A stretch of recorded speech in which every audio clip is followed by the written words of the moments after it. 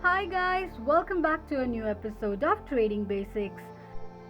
Today in this video, I'm gonna show you how you can delete indicator in MetaTrader 4 application. Keep watching the video till the end.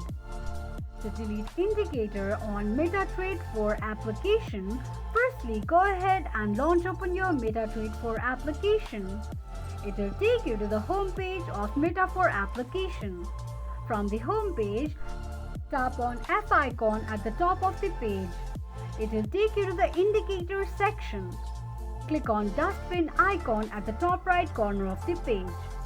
Select the indicator that you'd like to delete and tap on it. After selecting the indicator that you'd like to delete, tap on bin icon once again.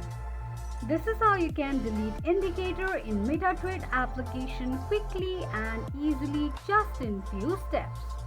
If you have any thoughts or queries, let us know in the comment section. Don't forget to subscribe to our channel. Also press the notification bell icon so that YouTube will notify you whenever we post a new video. I hope this video was helpful to you. Thank you so much for watching.